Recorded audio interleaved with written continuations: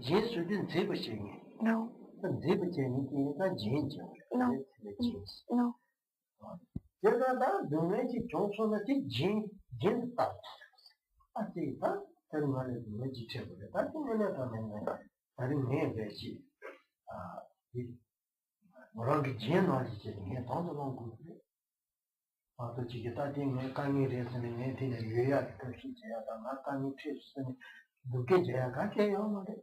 Ti morangi ta jin na chi chengi ki kuya. Ta desana ku dunga yo goya ti morangi suyo kare. Nga tene langi bache sari dunga de chongo. Rangi chebe kanyi chi rangi se te ho de. Tanda rangi ti la tanda ma la suyo no. Ne duja che shabi lebi di mi gena yo sa ragi ma. Mi jengu de kesa ragi ma. Rangi chebe de rangi sa yung yo de. Ta te jen no chi chene ta ne yabu chonso a sa. Ta te jima ki lebi di ta lo yore. Sa che de. So de jen de ta ko yo de. Dunga hondo na. La deuxième forme de patience, c'est d'accepter les souffrances auxquelles on est confronté. Accepter complètement le fait de devoir souffrir, de devoir affronter des difficultés. Lorsqu'une femme met des ornements, enfin lorsqu'elle met des boucles d'oreilles, des bracelets, etc., elle accepte de porter ces ornements parce qu'elle pense que cela va la rendre plus jolie. Un ornement, c'est quelque chose qui embellit. Donc elle porte ses boucles d'oreilles, ses bracelets, ses colliers, en se disant eh bien c'est bien, je mets des ornements pour être plus jolie. Elle les accepte pleinement, ces ornements qu'elle rajoute, qu'elle porte sur elle. Eh bien, il faudrait avoir la même attitude lorsque l'on est confronté à une souffrance et les accepter de la même façon en se disant eh bien d'accord, je suis confronté à la souffrance, je l'accepte, je la porte parce que c'est moi qui suis à la cause de ces souffrances. C'est parce que j'ai accumulé, enfin j'ai accompli tel et tel acte j'ai accompli certains actes négatifs dans le passé que ce résultat de souffrance apparaît aujourd'hui. Et puisque c'est moi qui suis la cause de mes propres souffrances, c'est donc à moi de supporter ces souffrances. Je ne peux pas les donner à quelqu'un d'autre. C'est moi qui en suis la cause, donc c'est moi qui vais les porter, qui vais les prendre sur moi, qui vais les affronter, qui vais les subir. Puisque c'est moi qui en suis la cause, je ne peux pas les reverser sur quelqu'un d'autre. Il faut donc arriver à accepter ces souffrances de la même façon qu'une femme accepte de porter des ornements en pensant que cela l'accepte de façon complète. Non.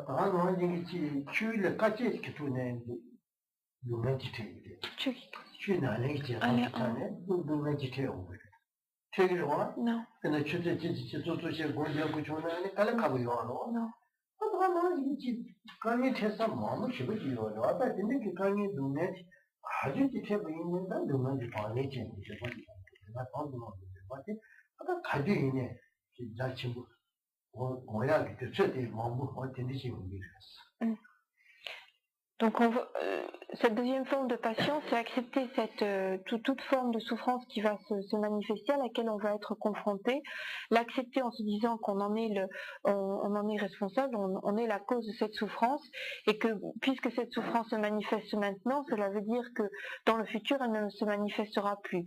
Une fois qu'on l'a affrontée, elle ne se manifeste plus après.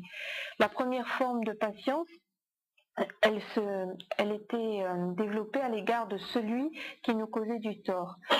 Et dans la deuxième forme de patience, on prend pour objet toute forme de souffrance qui peut se manifester. Il y a différentes façons pour une souffrance, enfin il y a différentes formes de souffrance. Il y a, on peut être confronté à différents types de souffrance et à chaque fois il faut arriver à l'accepter de façon complète.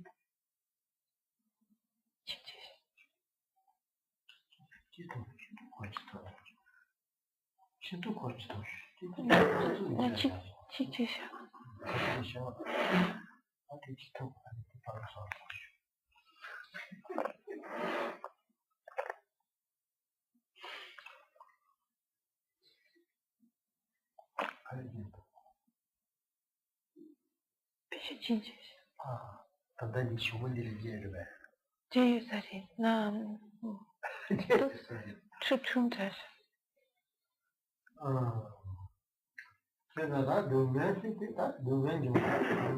강의 태야지 그 구멍 가사는 그 강의 태야요. Ah oui, 그나야 제주 강의 태기 돼. 제주 모셔 그네 강의 태하고 그래. 얘네지 가사 강의 태야지. 가도 얘네 내가 당당한데 어느 기술 보다가 나뉘죠. Donc il y a différentes façons d'être confronté à la souffrance. La douleur peut naître par rapport à des richesses à des objets matériels, par rapport à des richesses qui vont nous causer une certaine souffrance. Cela peut être également la pratique du dharma qui peut nous causer des souffrances, comme par exemple le fait de rester assis comme ça dans cette position. Ça peut causer aussi une certaine forme de souffrance. Il y a donc différentes cas de figure qui suscitent une souffrance. Et à chaque fois, il faut arriver à développer cette patience qui fait que l'on accepte pleinement cette souffrance à laquelle on est confronté. Et c'est donc une pratique qu'il faut développer à chaque fois que l'on est confronté à la souffrance.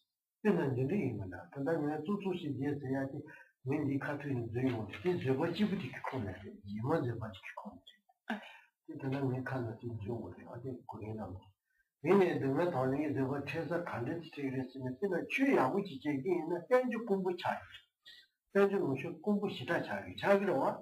주나니 야고 제기지에나다 현주 누가 제야지 누구도 거기로 와. 그래서 뭐야 그 시제기 말이야. 이제 사주 돈이 배고 요야 그 시제기 말이야. 근데 그 돈에다 지 사주 돈이 이제 시작 비답을 하기 말이야.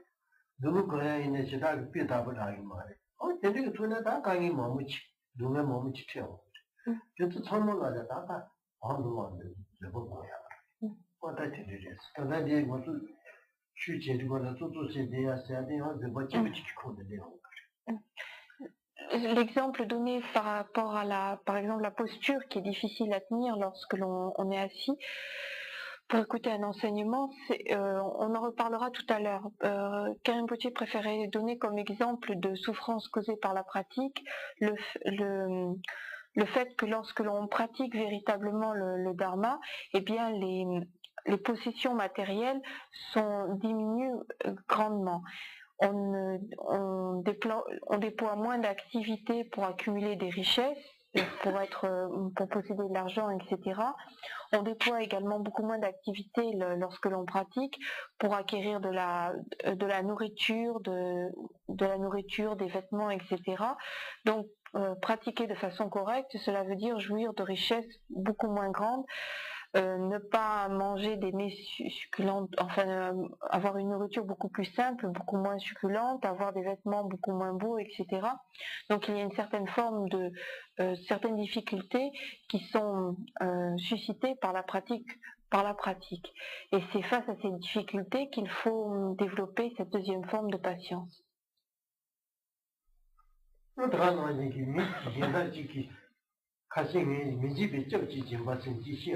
정보통에 미지비 쩌지지 마세. 가지 시로로와 미지비 쩌지지 마세. 니 수수를 니베지 받쳐 용도는 지도봐.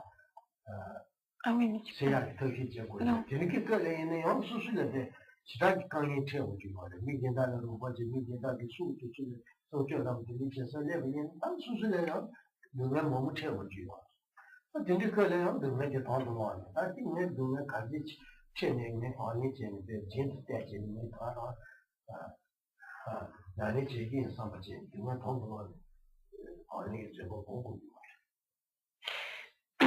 Également, lorsque l'on va pratiquer la générosité, le don, ainsi qu'il a été dit dans les précédents enseignements, il y a parmi les formes de don le don de la non-peur, le don de protection que l'on va essayer de donner autour de soi. Et en pratiquant cette forme de don, eh bien, on risque de se mettre dans des situations aussi problématiques, enfin rencontrer certaines formes de souffrance et certains problèmes, etc.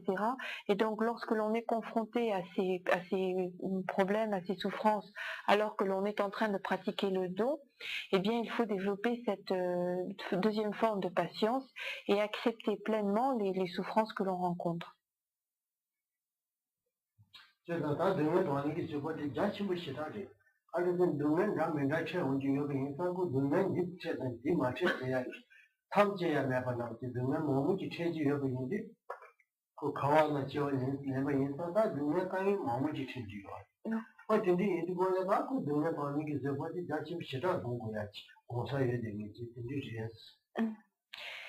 Et cette deuxième forme de patience est donc une pratique extrêmement vaste dans la mesure où finalement on est très souvent confronté à des situations de souffrance, des situations de douleur. Dans la mesure où l'on a repris naissance dans le samsara, dans le cycle des existences, eh bien on est très souvent confronté à la souffrance, à la douleur. Et chaque fois que l'on est confronté à un tel cas, eh bien, il faut développer cette patience qui fait que l'on accepte pleinement la souffrance, la douleur. Et donc, c'est donc une pratique très, très vaste, enfin, qui est que l'on sera souvent amené à développer en soi.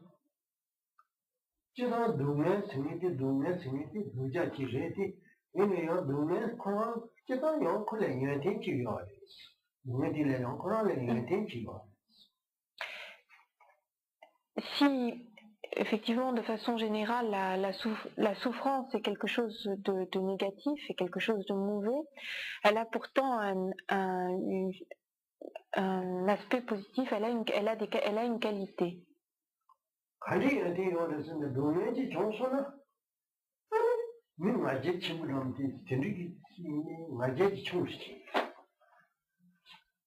Non.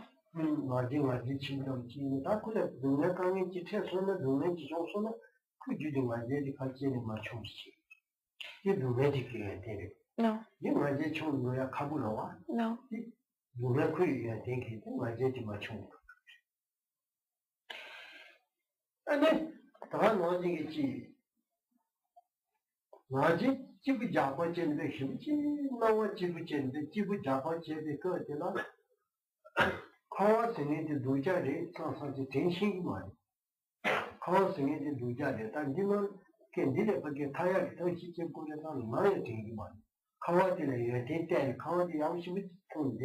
Non.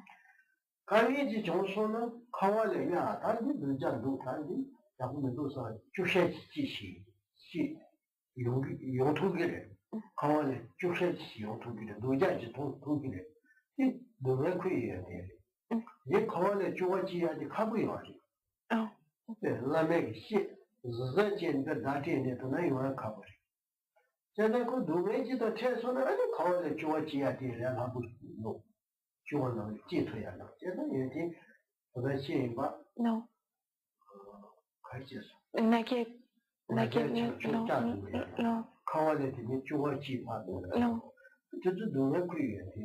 Non. Quelles sont ces qualités de la souffrance, de la douleur? Eh bien, lorsqu'on est confronté à la souffrance, lorsqu'on subit une situation douloureuse, eh bien, cela fait diminuer notre orgueil. Et faire diminuer l'orgueil, faire baisser l'orgueil, c'est une chose assez difficile, mais en général, lorsque l'on est confronté à la souffrance, eh bien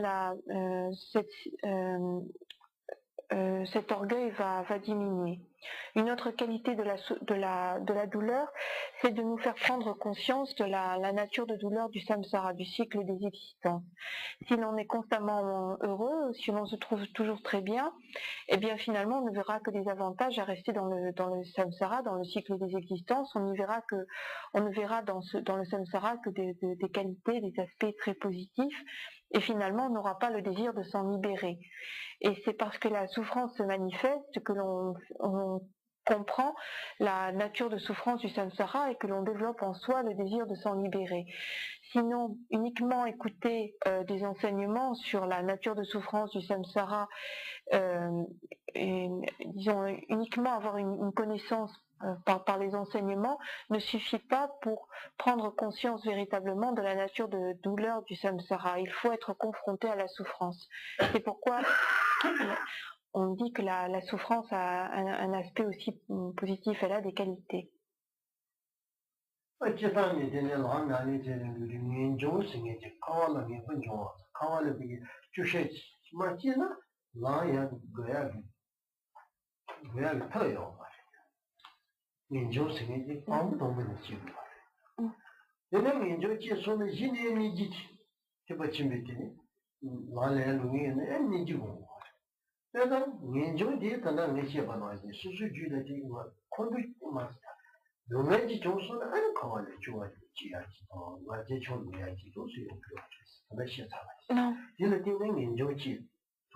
Non.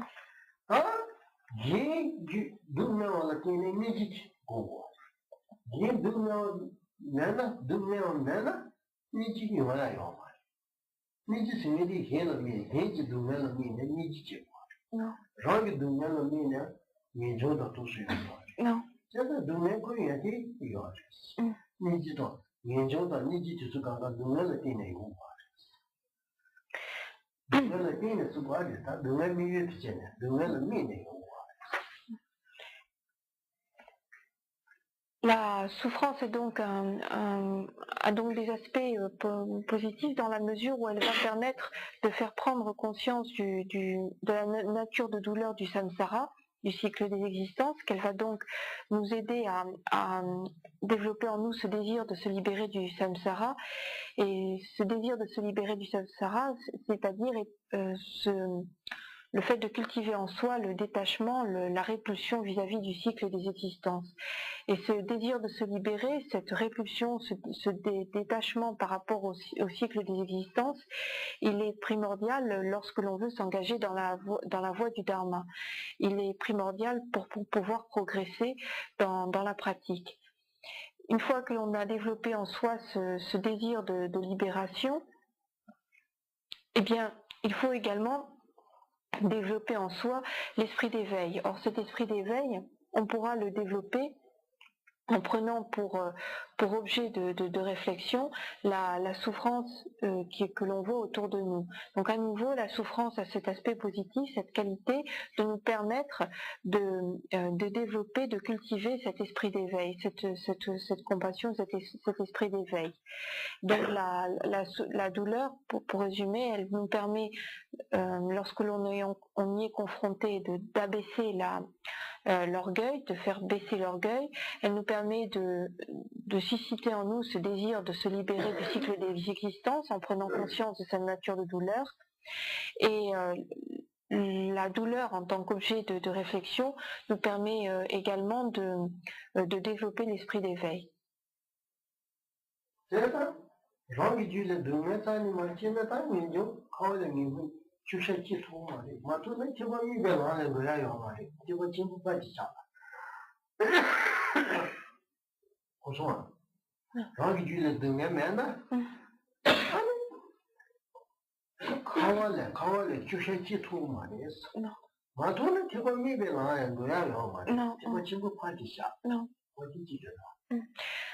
Donc si on n'est pas soi-même confronté à la souffrance, si on ne souffre pas, eh bien on ne pourra pas prendre conscience du cycle de la souffrance, de la nature de souffrance du cycle des existences, et donc on n'aura pas le désir de s'en libérer. Et de ce fait, on on ne s'engagera pas dans la voie du petit véhicule, déjà dans cette voie de libération du samsara qui est la voie du petit véhicule, le hinayana, sans même parler du grand véhicule.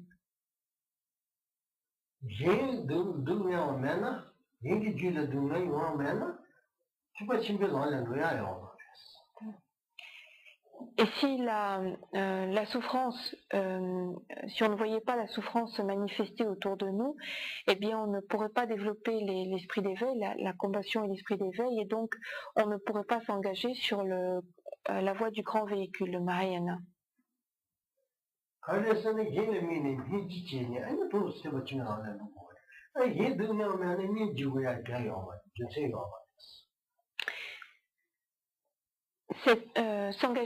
ne peut s'engager dans la voie du grand véhicule qu'en développant tout d'abord la compassion vis-à-vis des souffrances d'autrui. Et si il n'y a pas de souffrance, comment pourrait-on développer la compassion? Et si on ne développe pas la compassion, comment pourrait-on développer l'esprit d'éveil?